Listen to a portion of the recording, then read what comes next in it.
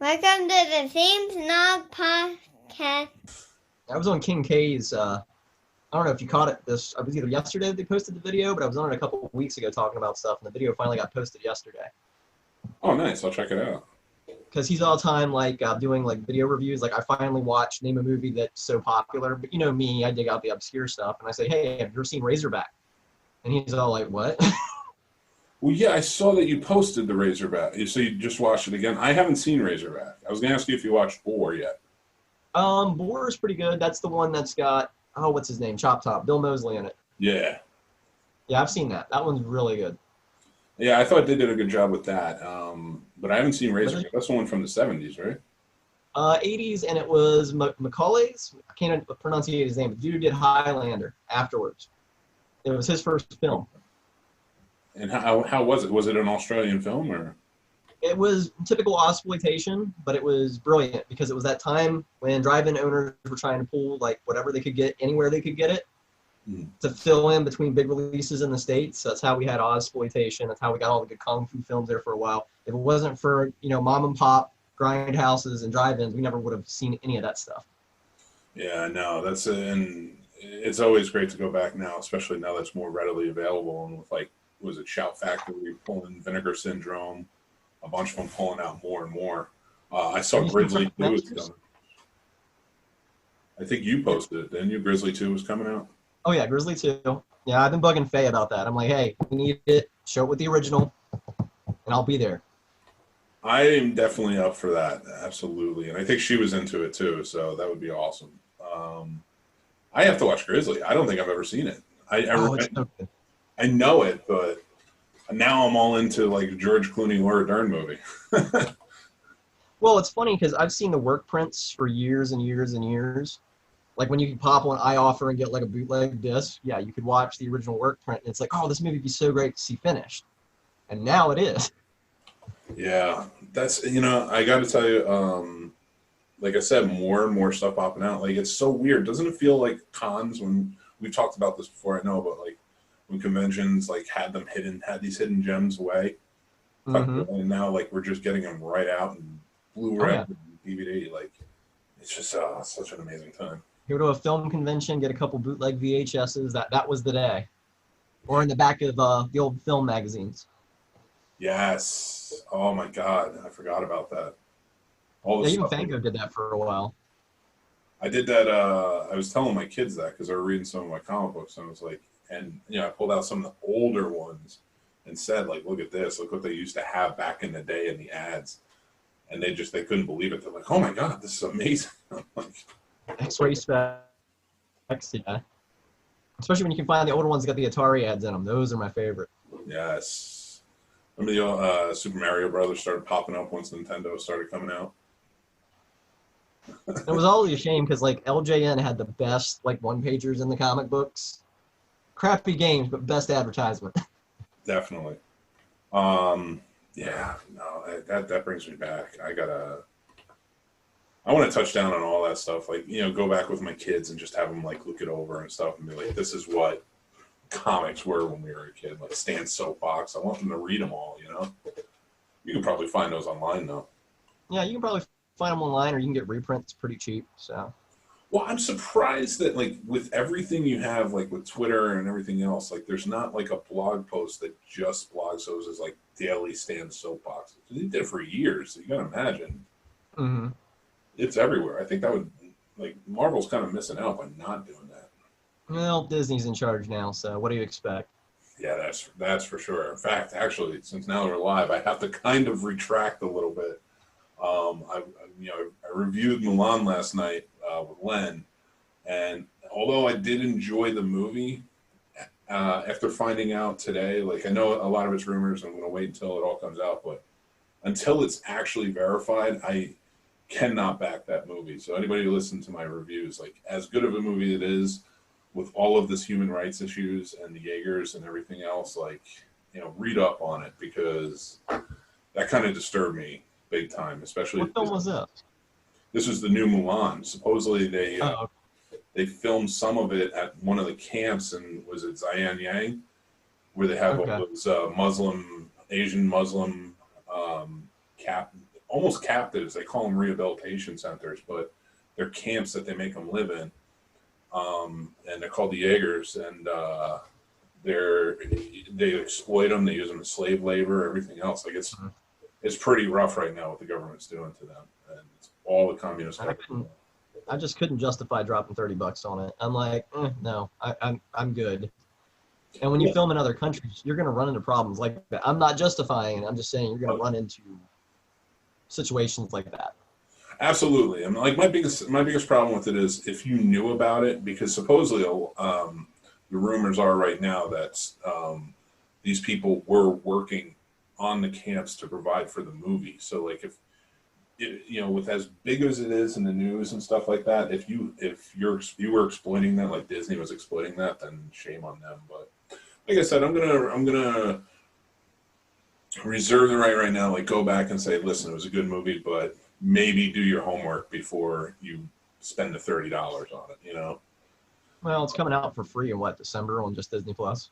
True, very true. Yeah. I mean, it doesn't still justify it, but. Very fair. Pirate the movie. No, I'm not going to say that. Don't pirate the movie. But hey, if it wasn't for Pirates Bay, I wouldn't have massed the collection that I have of some obscure titles. Let's put it that way. Yeah, that's very fair. Yeah, Pirates Bay. Oh, forgot about them. They're still there. Yo ho ho. Somebody posted a picture the other day of LimeWire. Remember LimeWire? I remember LimeWire when it was like FrostWire. Oh my God, it was. I didn't even think about that. I think FrostWire was before LimeWire. And there was something else before FrostWire. I remember Kazaa for a while, but I think that was after. Yeah. It was in the mix there. The whole Napster ordeal. Yeah, no, oh my God. Those were the days when it gets music and just hang out. You could do whatever. It was one of the few times that South Park really had me laughing when they were parodying Napster. Yes. Now the super rich guy can't afford the G4 plane. Now he must get the G3. How? I mean, are they still on the air? Is that still? Are they renewed? They're still on. They're still on. What? That's like much cringe, but they're still on. There's 22 years. That's insane. They made fun of everything. Well, Venture Brothers were 17 years until they got the axe the other day. Yes, a friend of mine was telling me about that. Actually, I want to talk to you about that real quick, but I want to introduce the show and say, welcome everybody to the Scene Snobs Podcast. It is live, of course, Tuesday nights, and I'm joined with me as my guest co-host for this week, Sasha, the Princess of Darkness. Thank you, Sasha, for being here. Hey, no problem. Anytime you need a victim, I'm around. Yeah, no, you're a friend of the show. You always help us out and take care of us, so I'm absolutely happy to have you on. Plus, you're always fun to talk to. Your plethora of knowledge that you have about pop culture and geek stuff is amazing. So I'm always learning a lot. So yeah, I'm glad you're on the show. And we were just talking about Venture Brothers, which was actually pretty big news today or yesterday when they canceled it. Yeah, you said it was 17 years. I think it was like 8 seasons. 2003 was the first episode. Oh, that's crazy. So did they give any official reason for canceling it, or that was it? Like they're just. Well, this is the thing, because I've seen a lot of people put out like the petitions on petition.org as I roll my eyes to try to bring it back. But I think there was like a whole creative side to it too, where basically the creative team was like, hey, we've done this for 17 years. Where do we go from here? Mm-hmm. And then, of course, I guess Cartoon Network kind of has their whole thing going on in the background with it as well. Well, they, I was talking to a friend of mine, and he said he's been boycotting pretty much Adult Swim, just like an unofficial boycott. But since they kind of screwed with Metalocalypse, I guess, which was a very cool show back in the day. But I didn't realize that it ended on the cliffhanger, and then they just never brought it back. And then they were trolling the fans, I guess, for the years. So he was. And that's the thing, like, Adult Swim to me hasn't been good since Toonami. I don't know if you remember the original Toonami or not, but with DBZ, all the old school anime, late night anime movies, great stuff. I do remember the run. I didn't watch the anime. I was a fan of who was it? Alpha. Was it not Alpha? Aqua Teen Hunger Force. Sorry. As soon as I heard Aqua, I was like, all right, now I got it right. I was a fan of Aqua. Kerry Means on sometime. I know him. Who? I'll send him your way. Kerry Means, the voice of Frylock. Oh yeah, that's awesome. I'll see what I can do. Oh, that'd be fantastic. You gotta come on too. Yeah, that's such a. Yeah, I mean that was such a funny show. I remember watching that way back in the day with my brother. We were adults at the time, and I think like I was like 21, 22 or something like that. And like we were just. I remember coming back from the bar. It was Aqua Teen Hunger Force, and David Tell's Insomniac. So I'd watch Comedy Central and then flip over to watch more Aqua Teen. Yes, that's right. I forgot. Like it started at like 11:30. That was whack when Cartoon Network was not Cartoon Network. Comedy Central was probably. I might even venture to say at its best, in my opinion. Mm-hmm. They had some good. I don't know. I felt Comedy Central was at its best with when they had the MST3K. Granted, I'm not a Mike backer. I'm Joel 100%, but Mike was on Comedy Central, so had to watch that. Wow, yeah, Joel was on Sci-Fi, wasn't he? They were on Sci-Fi for a bit, and then when they switched over to Comedy Central, it went to Mike. Damn, that was such a great show too. I have Pluto, the streaming service, and they have a channel dedicated to MST3K, and it just plays 24/7. And then the very next channel is just all riff tracks. So you get bored of one, you go right to the other. Oh yeah, you're not missing much. One of the funniest ones riff tracks I saw was they did Miami Connection. And I just, oh my God, I just was laughing the whole time. Like everything they said, I was just like, this is perfect. How this movie hasn't been on MST3K is beyond me. But, Pod People will forever be my favorite. Which one? Pod People. No. They just showed that one not too long ago. I was a couple months ago.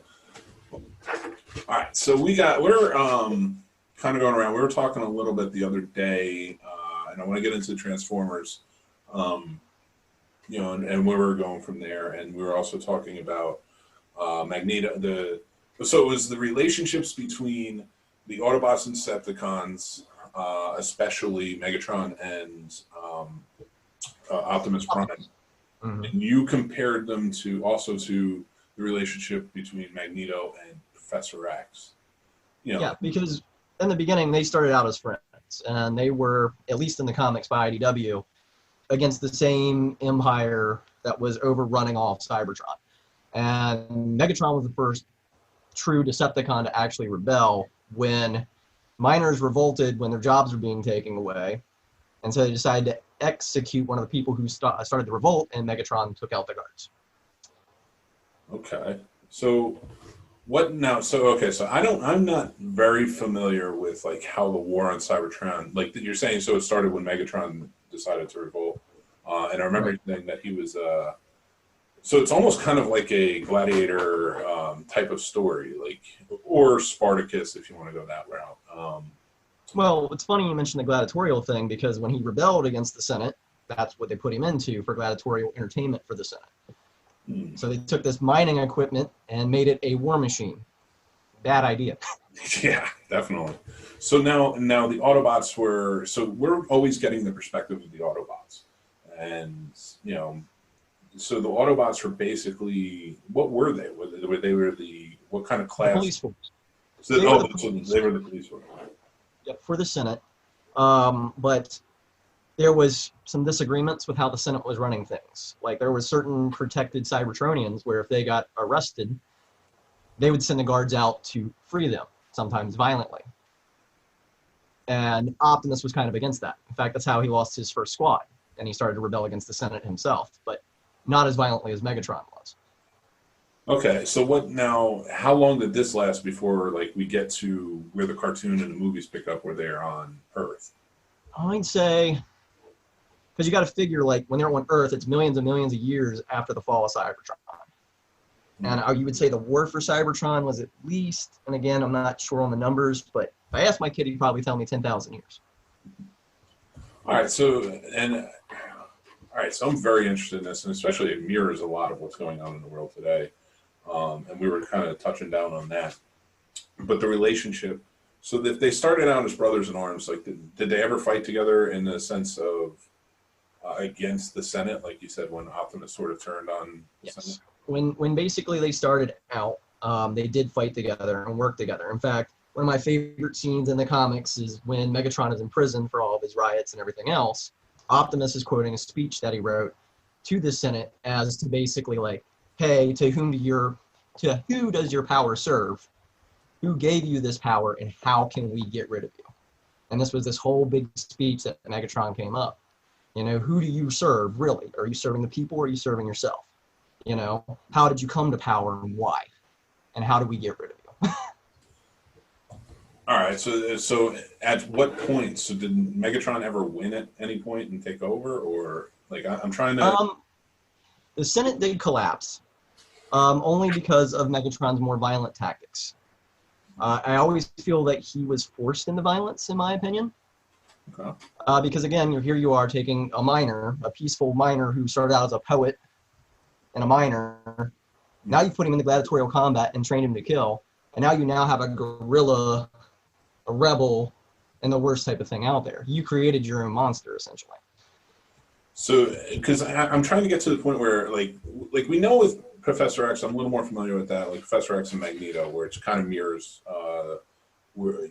kind of how the same story, and that we know, like Magneto he does become the villain at that point. Like, yeah, he is kind of pushed to it.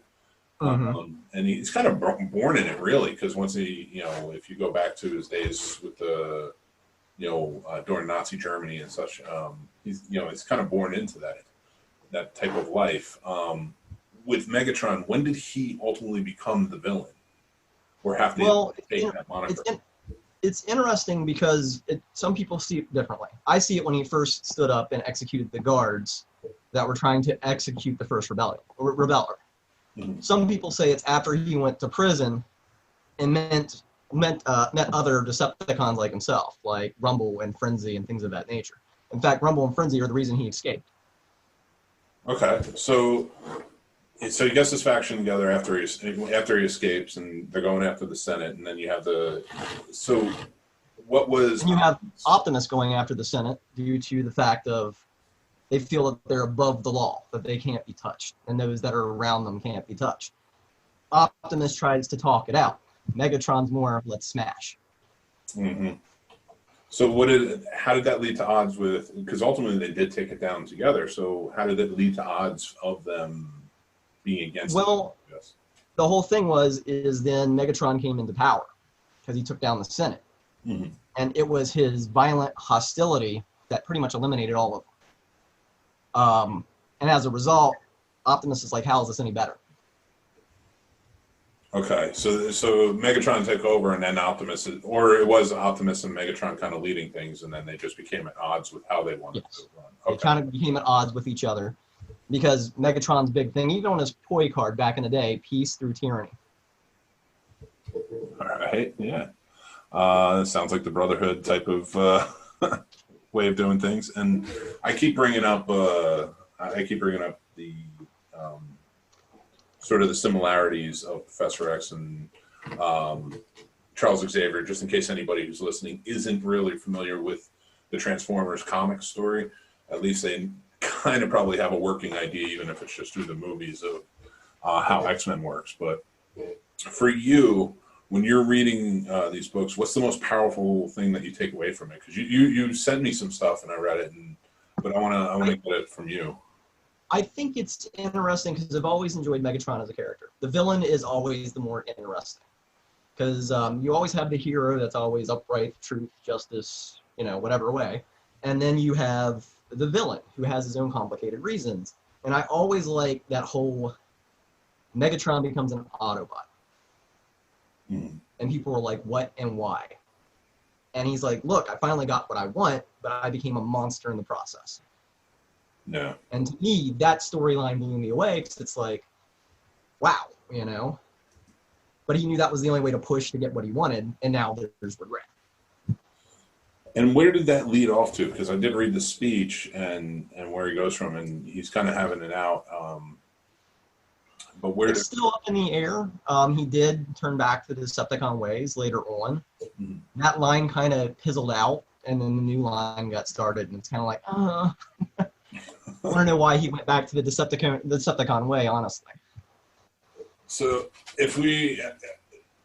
Okay, so this is still going on then, or it's been continued with it. I remember you saying that. It has been soft rebooted for new audiences, because you got to figure with Transformers, they try to do G1, then they did G2, then they're like, okay, let's reboot it. Then they did a whole aligned continuity where they tried to make sense out of every continuity out there, which, from comic books is never going to work.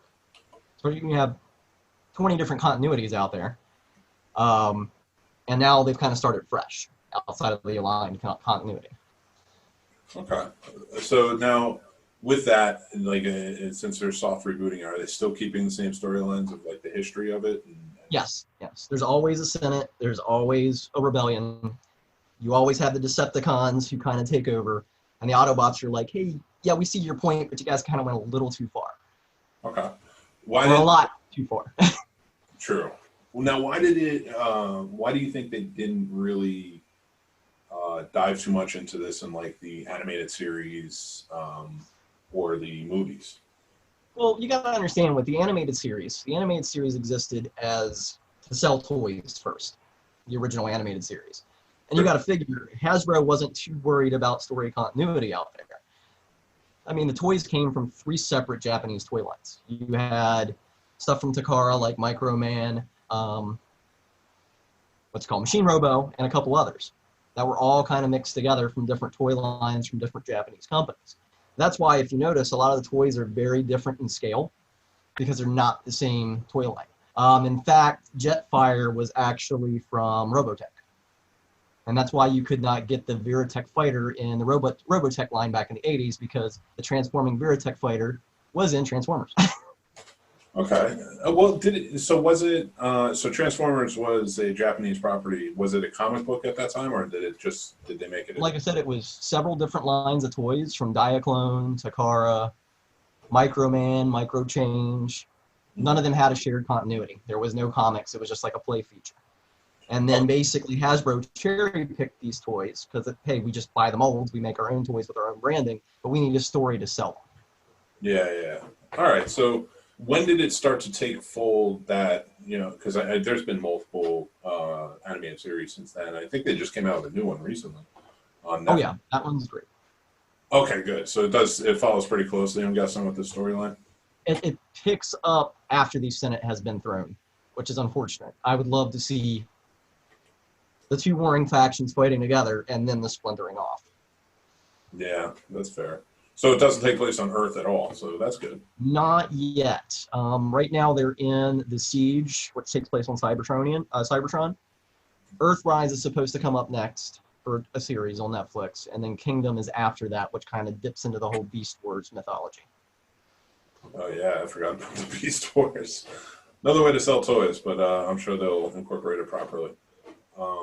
I do, yeah. So I never really knew this. I never really knew this full background. I always knew the Autobots and the Decepticons were always warring faction, but especially to hear this about Megatron and kind of how his character is a sympathetic character, really.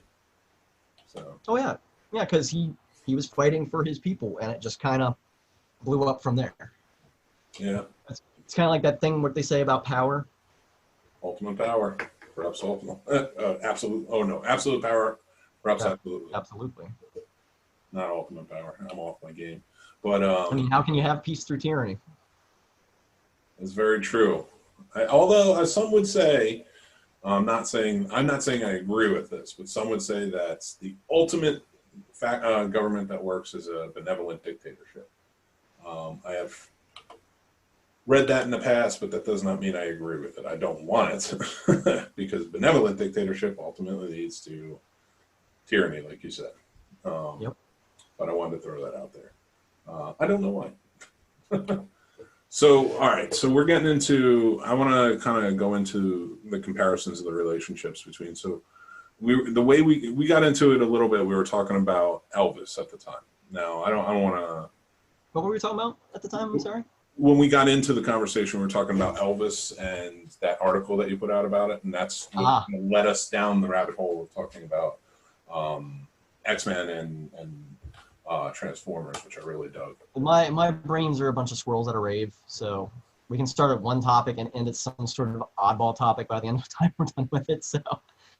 No, I liked how you said that it mirrors, society, and it's very reminiscent. Like, I liked your take on it and what you were saying with Megatron, how Megatron is really not the villain. He took on something that he was forced to take onto it. I mean, if you're born in slavery, not even born in slavery, but you're forced into slavery, but you were a minor beforehand, and that was basically slave labor as it was in Cybertron. It led him to have to revolt, to free his people. And I like that, especially... And Magneto was the same way. He had to revolt. He only saw the worst of humanity. And he's like, hey, how are they going to treat us that are the new humanity? So why do you think that these villains, which, for lack of a better term, because that's what they're most popularly known as, are still considered to be the villain? How come when most people look at them, they're saying, okay, Magneto's the bad guy, Megatron's the bad guy? The road to hell is often paved in good intentions. Megatron's intent was to overthrow the Senate and bring peace to Cybertron. In an effed up way, he kind of did. Granted, he ultimately destroyed it, hence why the Autobots had to escape. But he did bring peace. That's true. I wish that and then it'd be nice to elaborate on it more. Like, a lot of people, well, not elaborate, but people pick up on it a little bit more. But it amazes me. Like, Darth Vader, to me, Darth Vader is a bad guy. Darth Vader's always been a bad guy. Yes, he came back, but then, but he was a bad guy. There's no real sympathy. He ultimately chose to do what he was doing. These are the villains that were forced into it, and I think that that needs. I think they need their own stories put out there more in the forefront. Not like a Transformers story, like a Megatron, show or comic book of like all the things that you're telling me. And there's been comics like that. There's been one shots on singular characters from the mythos.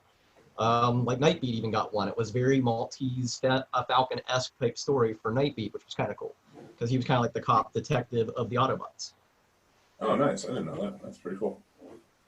So we were getting into, and so like for this, because they are the villains, and again, I guess what I'm trying to figure out is, why are they like the number one villain? Why do you think that they can't flip it? Like, I would love to see, maybe not the one shots, but like, let's see a comic series from the point of view of the Decepticons. Like not just like shows up, and I'm talking about a full comic series or a full TV show or something that says this is the Decepticons and they're not the bad guys. At the end of the day, Hasbro owns it. Mm-hmm. I don't know if you're familiar with Hasbro's rules and regulations with some things.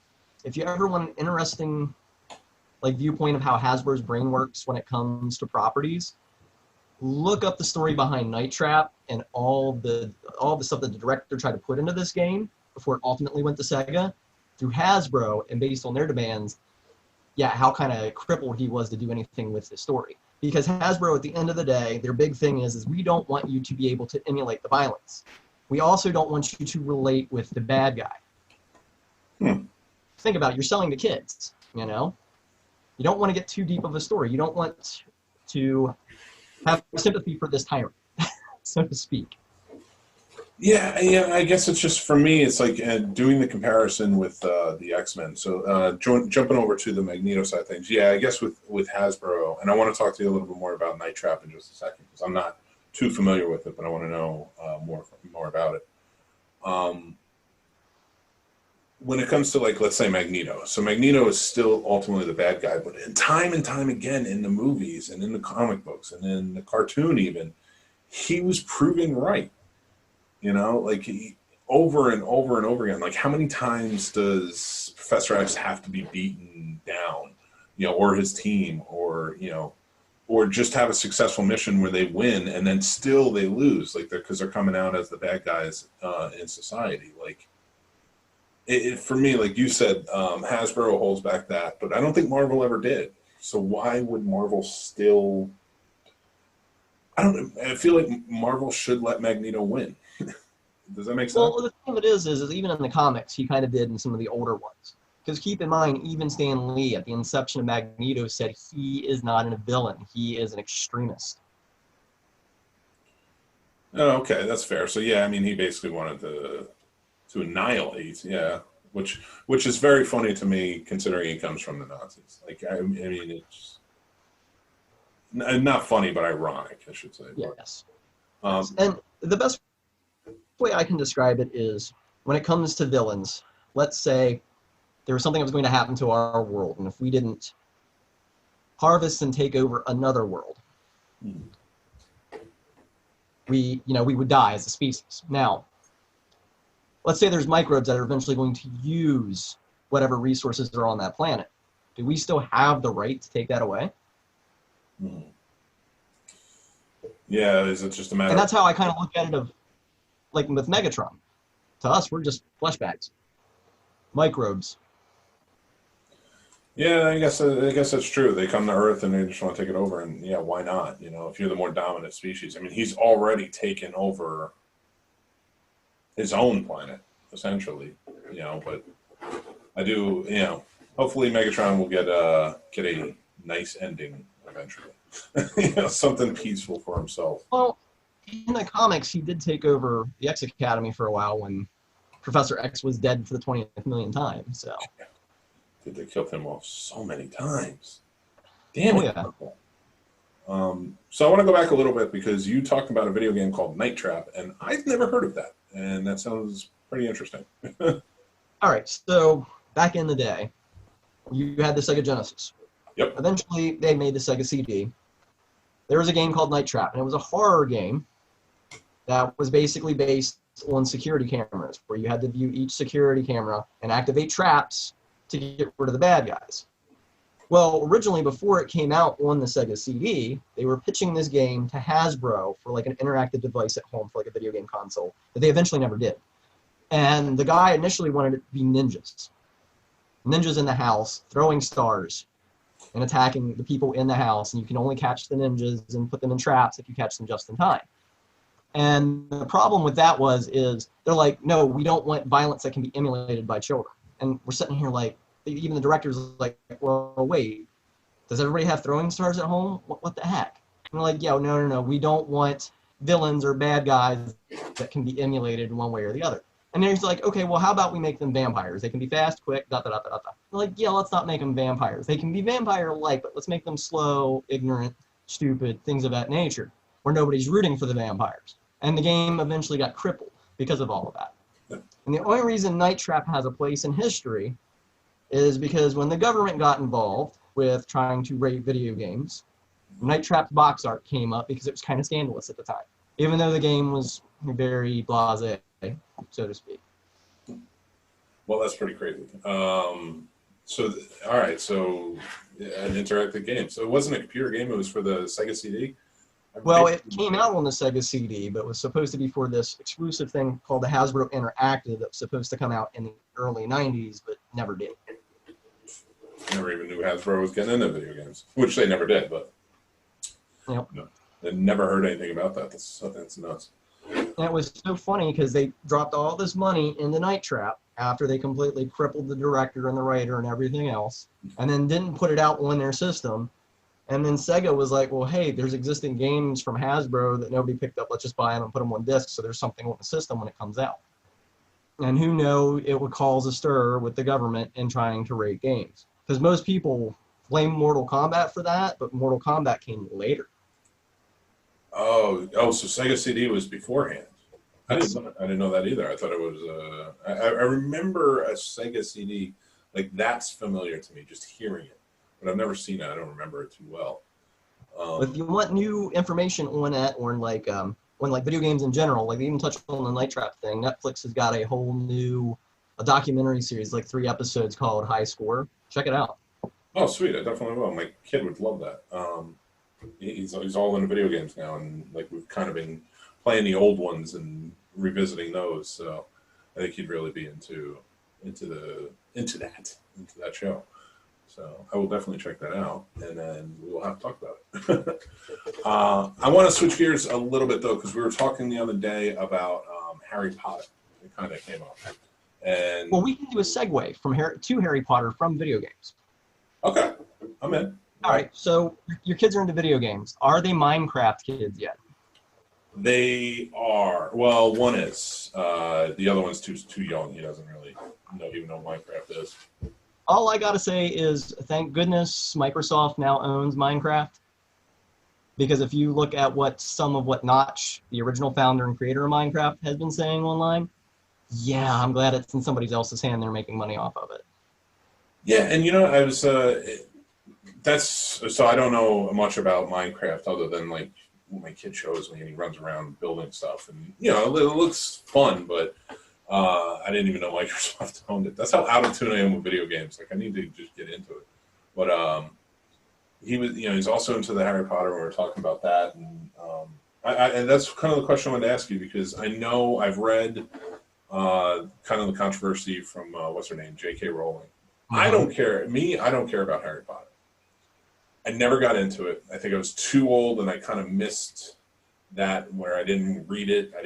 I saw the movies, but it was kind of like, yeah, whatever. Same, but I had a little brother that was 7 years younger than me.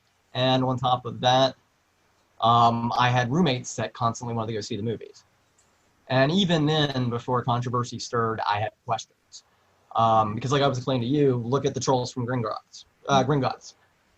Complete anti-Semitic stereotypes. Crowded with money, big noses, words. That's what's on display there. Well, so for me, I guess what I was wondering is like, so I guess does she still make the money off of that, or is that? I mean, I guess yes. She still owns it. Oh Jesus!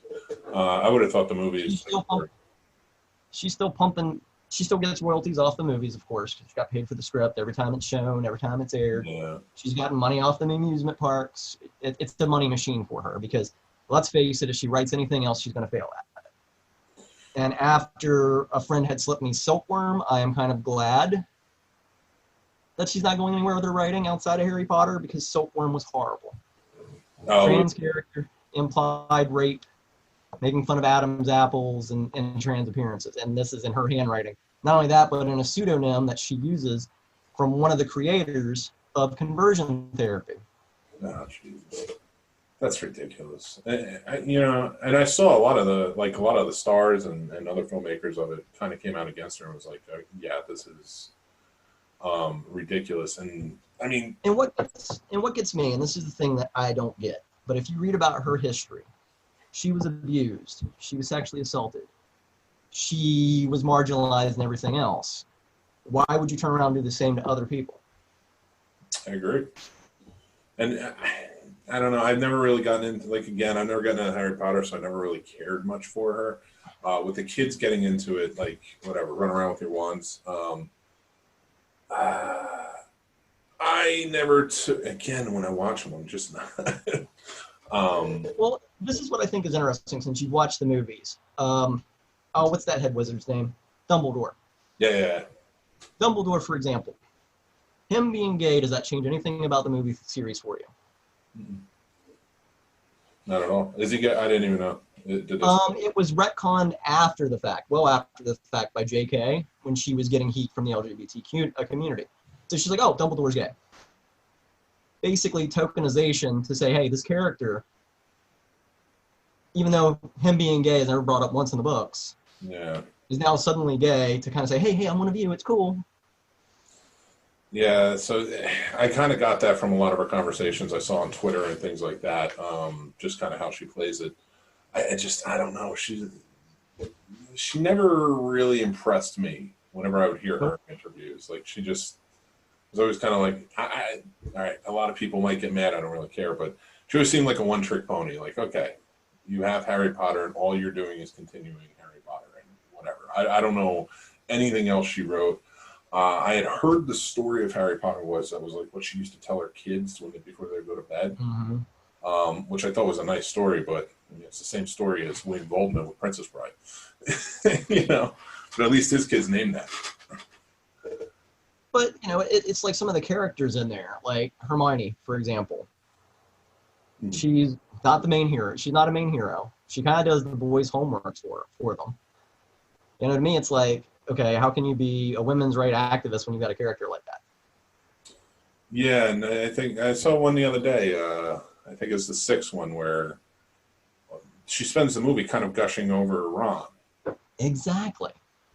So that never really fit like with everything I had seen just in the movies. And I could only go by the movies, not having read the books, but like she always seemed like she was kind of her own tough lace type, like she wanted to be book smart. She wanted to, be the best in her class and such, but which is fine. That's admirable for a kid, I guess. But I was not like that, but whatever.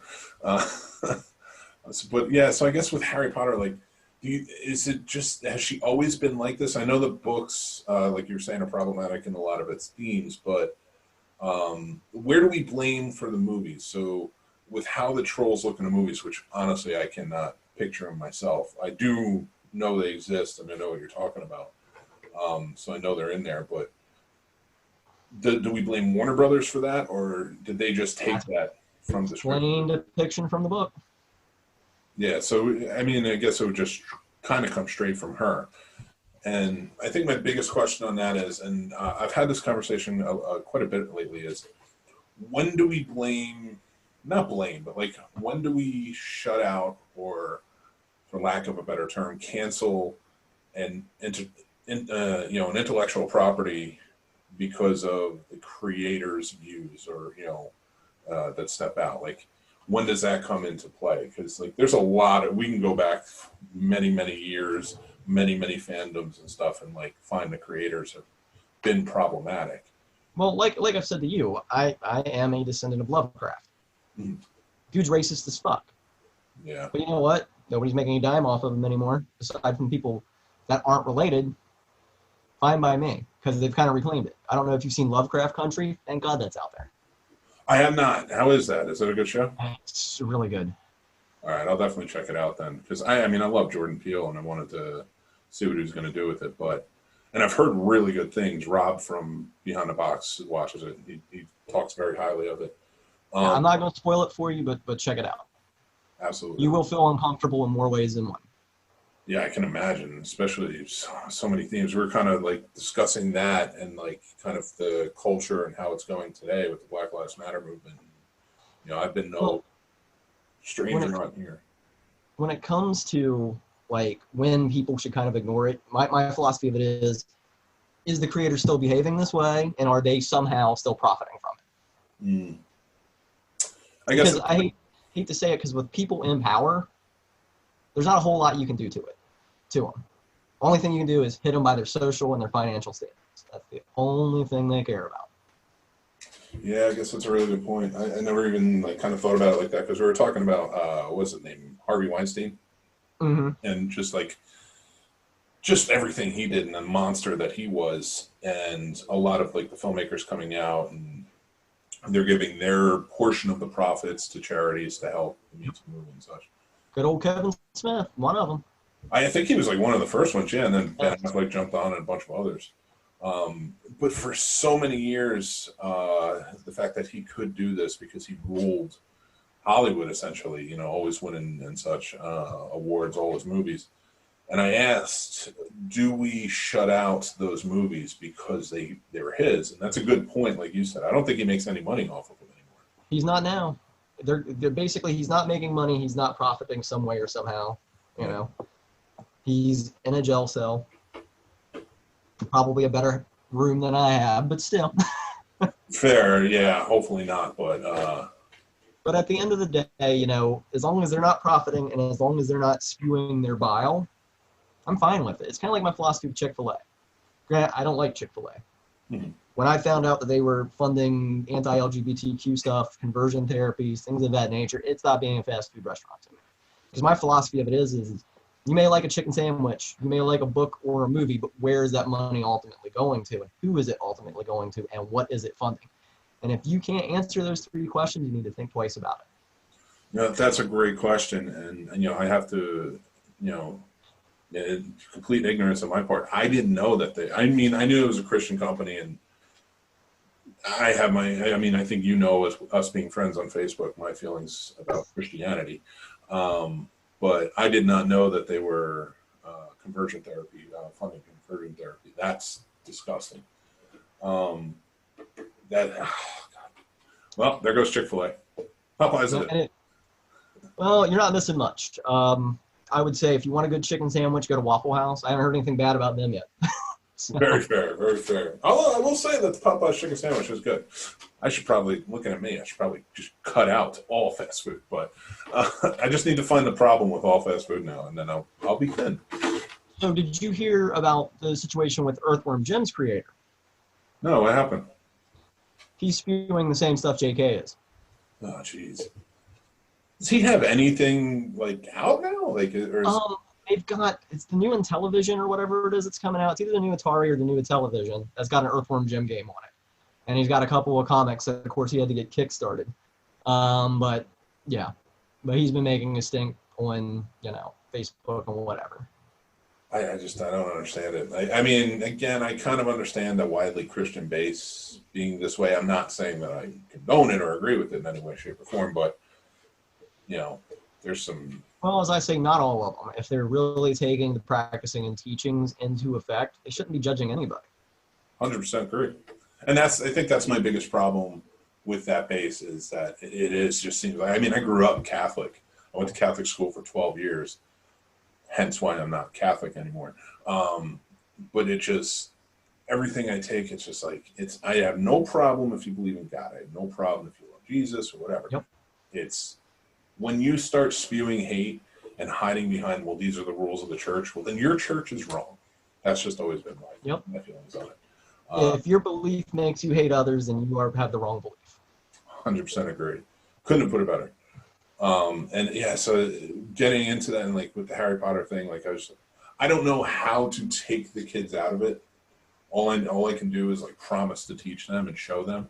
Well, I'm not saying take the kids out of it. I'm saying introduce them to information when the time's appropriate. Yeah, that's fair. It's kind of like with Minecraft. My kid didn't get into it until well after the Microsoft conversion. And I've told him, straight up, I'm like, hey, here's what's up with Notch. I get this is something you grow up with, but I want you to know, process that how you want. Yeah, if he was into Harry Potter, I'd be like, hey, what do you think of these depictions from this, from that, from this, and this in the books, and her other books, and then her personal life? Do you really feel that's okay? Yeah. That's why I say if you want to get a Harry Potter book, buy it at Goodwill. Pay 50 cents for it. That's I love that idea. I didn't even think about that. Yes, if you want that stuff, go for it. Where you're cutting off the money. That's a great idea. Get it secondhand. And we were, kind of talking about that too, because we kind of all started down this path the other day with, like I said, the Elvis article. Again, Elvis is another one I really don't care about, and we Elvis is Elvis, But I was thinking about everything we talked about, the article in your post, and just kind of all the interactions, and I was wondering, and I wanted to get your feelings on this. Where does it? I guess when does it become not condonable, but when there's people of a certain age, you're never going to change them, or they're screaming, "Oh, this is fake news," because they want to believe the pedophile. My philosophy of it is, and this is how I've always been out there. I always step up and say, "Hey, X, Y, Z."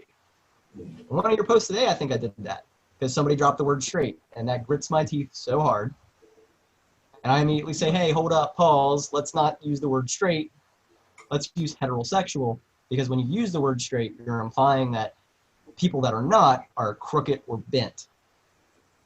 So let's use another word. I'd be honest with you. I would never thought of it that way, but now I do. And that's why I'm glad we're talking. And that's why I throw it out there. I'm not trying to be mean. I'm like, hey, here's the info. Here's why this is a problem. They can either take it and go with it and go, gee, I didn't think of it that way. Or they can be a dick. You know, you got two choices in the world. You can accept what's been handed to you, or you can be an ass. Yeah, I guess for me, I guess it's just seeing some of the interactions, especially like let's stick with the Elvis thing for just a few, because like I feel like the Harry Potter stuff is all out there on social media in the forefront. You know? Mm-hmm. So it's anybody who's ignorant to it, you can be like, listen, it's right there. I mean, the Elvis stuff is right there. Oh, I agree. I grew up reading that. Like, I agree with you. There were countless reports where he literally told, what was her name? The only wood that doesn't float. Natalie Wood. Haha. Yeah. I know, terrible. Too soon. But anyways, Natalie Wood apparently had made moves on Elvis, and he's like, no, you're too old. And she was 18 at the time. 18. Yeah. You're too old. And I've always heard about the Elvis slumber parties and things like that. Like, this is... And again, it's like the Michael Jackson thing too. And like you always kind of heard the rumors; they're always out there. More and more, like you hear these horror stories, and it's coming. I'm glad it's coming out more and more about Hollywood, you know, and how they do things. And you know, I think the Jeffrey Epstein thing kind of led a floodgates of opening up of everything. But yeah, Same with Ron Jeremy, you know, him going to court, being in that adult industry. And him getting into so much trouble, it's about time. Because he was conducting himself inappropriately in that format, and it was overlooked for so long because, oh, well, that's that industry. Not anymore. Yeah, I mean, it's great that it's all starting to come, like, again, out in the open and out in the forefront and things like that. I guess my feelings, and I don't know. All right, so, like, my dad is, like, a deacon.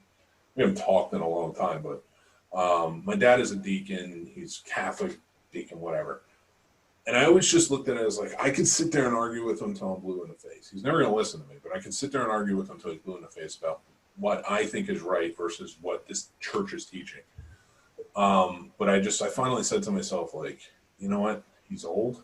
He's never going to change his mind. I'm just going to let him think what he's going to think. You know, change is always possible. And I always believe that. I hate to say it. You can change people if you want to. But you can't approach it in a headbutting kind of way. It's all about common ground. Mm-hmm. You got to find out where that anger comes from and why, and dig back and find that common ground, and you can fix it. Yeah. I know I've said when I've tried to educate people, there's some people who accept it and there's some people who walk away. That's fine. But if it's someone I run into regularly, you bet I'm going to try to find that common ground. Yeah, I get that point. I mean, it's come off a little bit because it's social media. Never with me. Like, I mean, I get it. I understand. I think we have kind of the same head, especially you being from Pennsylvania, me being from Jersey. I think it's just that area. You know, like, you kind of get that this is, like, we're not going against you. We just want you to understand intensely how we feel about this because we feel so passionate. Well, you don't want to put the intensity into it either. You know, yes, it's great that you feel that way, but the moment you put intensity into something, that's going to rouse somebody up. Yeah, that's true. You got to slide it in there. You got to slide that in there. You just got to put the information out there, let them nibble. Yeah. What was it that they said on Cobra Kai the other day? If you got the right bait, eventually you'll get a nibble. Yeah, that's very fair. You are getting into Cobra Kai, right? We were talking about that. A little bit. But I'm kind of segueing hard, but I wanted to see what you thought about it. Well, the only thing I'm going to leave it at is, and when it comes to me, when it comes to educating other people, look how I conduct my web show. I could be like every other trans YouTuber and go, yay, I'm trans, look at me. No, I sit around and talk about horror. I talk about sci-fi. Yeah. I talk about a common ground. I'm not Sasha, the tranny. I'm Sasha, the girl who knows her horror shit. I'm the girl who knows her films and sci-fi. Because I approach it from a common ground. The proper term is the Princess of Darkness. Yes.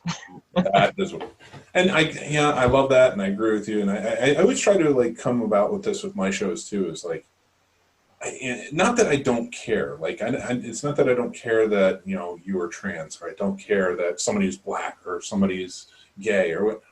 I do care because that's a part of who you are. Right. I guess it just never comes up because it's not your title. You know what I mean? Like, you know. Now that's what I think is interesting, because my friends that know me personally be like, "Oh, you bring up the trans thing all the time," and as I jokingly say, even though it's a dark joke, I'm like, well, at least nobody will get away with that legality with saying, "Oh, well, I murdered her because she was trans. I didn't know she was trans." They will damn well know I'm trans. Well, you know, I think that's what's it's important. Like I said, like you come out and you say it, like, again, with the Black Lives Matter movement and everything that's coming out, I think it's so important that this information is getting out there, and that, you know, you were one of the ones leading the forefront with your, you know, not your web series, but like with your posts and your things like that. Like, you are educating and putting it out there. And I have taken a lot from it. I've learned a lot from it, I know. And again, an Irish Catholic boy from Jersey City, New Jersey, would never grow up knowing this. We know the street, we know what this is, but we would never grow up understanding the gay, lesbian community, which was more prevalent growing up. Like, you know, you heard about it more, but especially the trans community. So, you know, I just try every day, trying to be more accepting and listen. And, you know, I appreciate a lot of the stuff that you post because I learn a lot from it too. So Cobra Kai. Cobra Kai. But thank you. That's all I want to say is thank you. It's a very long way. But Cobra Kai. So you're going back to the 80s. Well, not really the 80s, but Johnny is very 80s in the show. What do you think about it? How does it hold up? Well, we were kind of touching on this earlier when we were talking about Megatron. Here's somebody pictured as the villain. You're now in his head. Yeah. You're now seeing his viewpoint. Why things went down the way that they did. Because what they say, there's what, 3 sides to every story? Side 1, side 2, and the truth? Yep. Oh, yeah.